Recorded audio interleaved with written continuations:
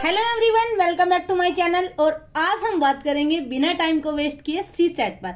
बहुत सारे बच्चों की ये प्रॉब्लम होती है कि सी सेट में आप परिच्छेद को कैसे करें। एक तो सबसे बड़ा डाउट बच्चों का यही रहता है कि हिंदी मीडियम के जो एस्पिरेंट हैं उनके जो कंप्रेंशन है वो हिंदी में आते हैं या इंग्लिश में। तो एक चीज़ मैं आप लोगों को यहाँ पे क्लियर कर दूँ, वो हिंदी में ही आते हैं, इंग्लिश मीडियम के बच्चों के ही इंग्लिश में आते हैं। तो जैसे एग्जाम्पल मतलब ऐसे आते हैं। तो अब आपको सीखना है कि आपको करना कैसे है, यानी कंप्रेंशन को समझना क्या है और इसमें ट्रिकी क्या है। तो देखो, दो लाइनें जो हमें दिख रही है कि सामने लिखी है वो तो लिखी है। एक तो सबसे पहले यहाँ पे मैं आप लोगों को बता दूं, आपको अपना माइंड बिल्कुल भी यूज नहीं करना है। होता क्या है कि बच्चे अपना दिमाग लगाते हैं कि आपके माइंड में कुछ है किसी टॉपिक को लेके, तो आप उसी को सोचते हैं कि आप लिख देंगे। तो सबसे पहले तो मैं आप लोगों को एक चीज बता दूं कि आपको वो बिल्कुल भी नहीं करना है जो आपके दिमाग में चल रहा है। आपको वो लिखना है जो एग्जामिनर ने लिखा है, यानी हर सेंटेंस की लाइन के बीच जो लिखा होता है उस फैक्ट को आपको समझना है। तो यहाँ पे चलिए बात करते हैं इस पहले पॉइंट की। विश्व की बाल मृत्यु में लगभग 5वां भाग भारत का है। तो यहाँ आपने ये देख लिया कि ये जो चीज है, ये जो पैराग्राफ है, सबसे पहले आपके माइंड में इसको रीड करते ही एकदम आ गया कि यहाँ पे बाल मृत्यु से रिलेटेड फैक्ट है। ठीक है, उसके बाद में संख्या के आधार पर यह दुनिया में सर्वाधिक बाल मृत्यु है। ओके, अब आपको करना क्या है, आपको इसको पहले अच्छे से रीड करना है। ये आप प्रैक्टिस करेंगे अपने घर पे टिल देन एग्जाम, यानी 1 मंथ आपके पास है जिसमें आप अभी प्रैक्टिस कर सकते हो। उसके बाद आपको एग्जाम हॉल में भी ऐसे ही करना है। और जब आप अच्छे से घर पे प्रैक्टिस करके जाएंगे ना, तो एग्जाम हॉल में आपको ज्यादा सोचना ही नहीं पड़ेगा, आपको उस चीज की हैबिट हो जाएगी। जैसे हमें डेली पता होता है कि हमें रोटी कैसे खानी है, हमें नहाना कैसे है, हमें सोचना नहीं पड़ता कि मग्घा कहाँ पे रखा है, बाल्टी कहाँ पे रखी है, साबुन कैसे लगानी है, कभी नहीं सोचना पड़ता ना, क्योंकि वो हम करते रहते हैं। तो ऑब्वियसली वो हमारी एक हैबिट बन जाती है। सेम ट्रिक आपको यहाँ पे अप्लाई करनी है। आपको करना क्या है कि आपको देखना है कि लाइनों के बीच में क्या कहने की कोशिश की जा रही है। तो यहाँ पे सबसे पहले तो आपने समझ लिया कि बाल मृत्यु पे बात की जा रही है। आधे से अधिक की जीवन के प्रथम मास में ही मृत्यु हो जाती है। यहाँ पे बच्चों की बात की जा रही है, जैसा कि अधिकारियों का विश्वास है। इसका कारण यह है कि स्तनपान और प्रतिरक्षीकरण से संबंधित आधारभूत स्वास्थ्य आचरणों के प्रसार के लिए कदम नहीं उठाए गए। यहाँ पे एक चीज आप नोट करना, ये राइटर का दिमाग नहीं है, वो बता रहा है कि अधिकारियों का ऐसा विश्वास है, यानी मैं नहीं कह रहा हूं, अधिकारी कह रहे हैं। क्या कह रहे हैं कि स्तनपान और प्रतिरक्षीकरण से संबंधित कदम उठाए नहीं गए हैं। तो इस लाइन को आप यहीं पे स्क्रॉल कर दोगे, क्योंकि इससे 100% क्वेश्चन आगे बनने वाला है। साथ ही 2.6 करोड़ की विशाल गर्भधारण योग्य जनसंख्या गर्भावस्था तथा प्रसव पश्चात के संकटपूर्ण समय के दौरान, यानी कुल मिला के यहाँ भी बात उसने माता की ही की है, यानी ध्यान नहीं दिया जाता। ऊपर भी यही है कि इस सुरक्षा के लिए कदम नहीं उठाए गए, यहाँ पर भी यही है कि देखभाल से वंचित रहती है। इसमें बाल विवाहों का प्रचलन, यानी जो यानी 18 की एज से कम विवाह होते हैं, युवतियों में अवतरकता यानी अनीमिया, पोषण की कमी तथा किशोरावस्था की स्वच्छता पर विशेष ध्यान नहीं होना भी शामिल है। यानी कुल मिलाकर पूरे पैराग्राफ में अगर आप नोट करेंगे तो कहीं ना कहीं सुरक्षा, स्वच्छता और माता की और कहीं ना कहीं लड़कियों की कम एज में शादी होने पर बात की गई है। तो आप मानसिकता समझ सकते हो राइटर की कि वो क्या बोलना चाहता है। विशेष ध्यान न होना भी शामिल है। जो सभी बाल मृत्यु दरों को, यहाँ पे किसी भी हॉस्पिटल की किसी की भी कमी नहीं बोली गई है। तो आप अपना ब्रेन नहीं लगाएंगे, जैसे कि हमारे दिमाग में चलता रहता है कि सरकारी हॉस्पिटलों में फैसिलिटी नहीं होती है। तो उस चीज को आपको यहाँ पे इग्नोर करके समझना है कि राइटर क्या कह रहा है। अब यहाँ पे समझिए आप क्वेश्चन को।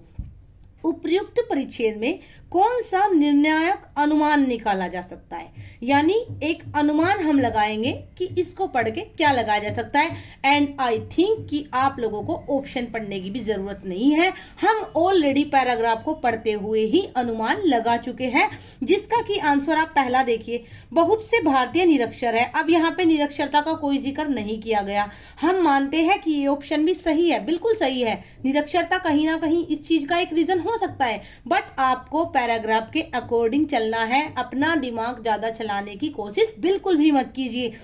कंप्रेंशन को करते टाइम आप एकदम 2 साल के बच्चे बन जाइए कि आपको बोला गया ऐसे अनार होता है तो अनार ही होता है, ऐसे अमरूद नहीं होता है, आपने अनार ही मान लिया। सेम सिचुएशन आपको यहाँ पे भी अप्लाई करनी है। जैसे बचपन में हमने कभी नहीं बोला कि ऐसे अनार ही क्यों होता है, ऐसे तो अमरूद भी हो सकता है, ऐसे तो अमेरिका भी हो सकता है। सेम चीज आपको यहाँ पे अप्लाई करनी है। बिल्कुल भी अपना ब्रेन यूज ना करें।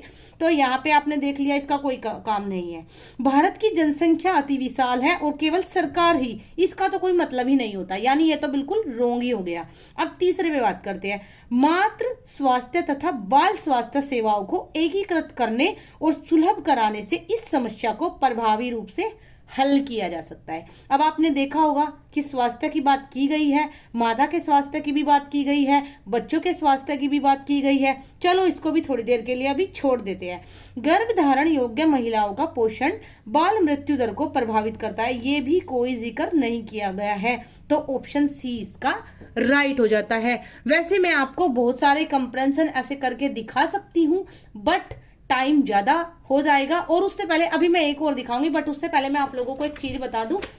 ये मैंने 2 बुक ऑर्डर की थी ओसवाल बुक से, जो कि बहुत ही अच्छी बुक आई है। बस थोड़ी सी एक मिस्टेक हुई है कि ये बाय मिस्टेक मुझसे इंग्लिश मीडियम में ऑर्डर हो गई।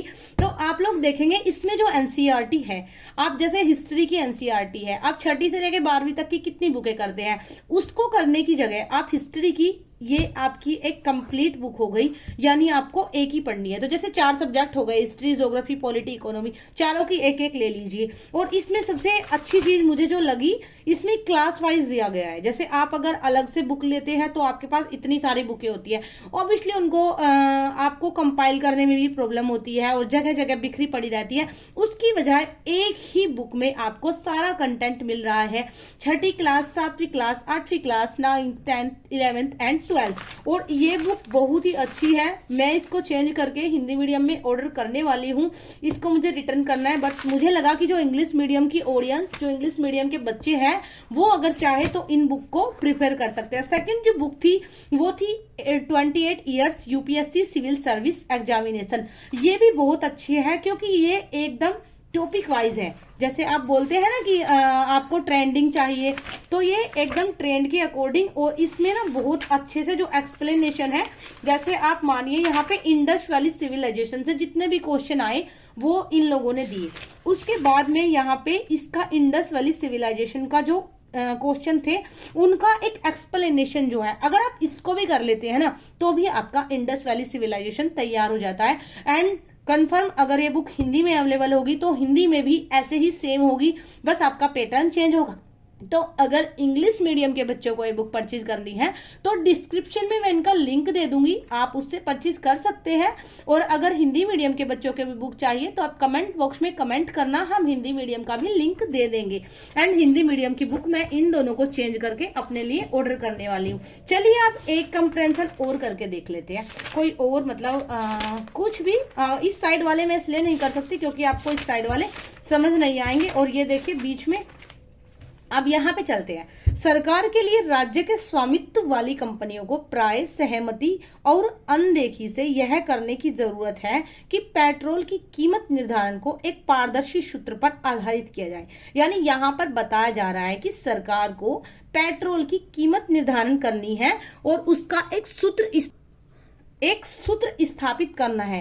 अब आप यहाँ पर देखेंगे, सरकार पेट्रोल की अधिकतम कीमत की घोषणा करे तो उसे कोई भी व्यक्ति एस और वाई के आधार पर परिकलित कर सकता है। यह सुनिश्चित करने हेतु नियम बनाना चाहिए। अब यहाँ पे इसने, लेखक ने बोल दिया कि गवर्नमेंट को एक नियम बनाना चाहिए। तेल का विपणन करने वाली कंपनियां अपनी लागत प्राप्त कर सके, यानी एक फिक्स प्राइस हो जिससे किसी भी मिडिल क्लास या लोअर क्लास एक फैमिली को भी दिक्कत ना हो। इसका तात्पर्य है कि कोई कंपनी नव परिवर्तनों से अपनी लागतों को कम कर ले तो वह अधिक लाभ प्राप्त करेगी। इस प्रणाली के अंतर्गत व्यावसायिक प्रतिष्ठान नव परिवर्तनों की ओर अधिक प्रवृत्त और दक्ष हो जाएंगे यदि कुछ समय के लिए ऐसा किया जाए। और एक चीज आपको जरूर करनी है, पैराग्राफ में तुरंत अंडरलाइन या ऐसे स्क्रॉल करते चले। आप बुक खराब होगी आई नो, बट हमें पढ़ना है, हमें उसको शोपीस में नहीं रखना है। ऐसा कर दिया जाए तो प्राइवेट कंपनियां इस बाजार में पुनः प्रवेश करेगी। यानी अगर हम ऐसा कर दे तो जितनी भी प्राइवेट कंपनियां बाहर चली गई थी वो इस मार्केट में दोबारा से आएगी और इसे वास्तविक रूप से बाजार पर छोड़ा जा सकता है। निश्चित रूप से सामान्य एंटी ट्रस्ट न्यास विरोधी विनियमों यानी जो नियम है व अन्य प्रतिस्पर्धी कानूनों के अधीन रहते हुए कंपनियां दोबारा से मार्केट में प्रवेश करेगी। अब चलते हैं क्वेश्चन पर। निम्नलिखित कथनों पर विचार कीजिए। परिच्छेद के अनुसार यानी आपके अनुसार या मेरे अनुसार नहीं, हम लोग तो बोल देंगे यहाँ पे पेट्रोल को 50 रुपए लीटर कर दो, हमारा क्या जा रहा है, हमें तो कार चलानी है, स्कूटी चलानी है, बाइक चलानी है, बट आपको लेखक के अकॉर्डिंग चलना है।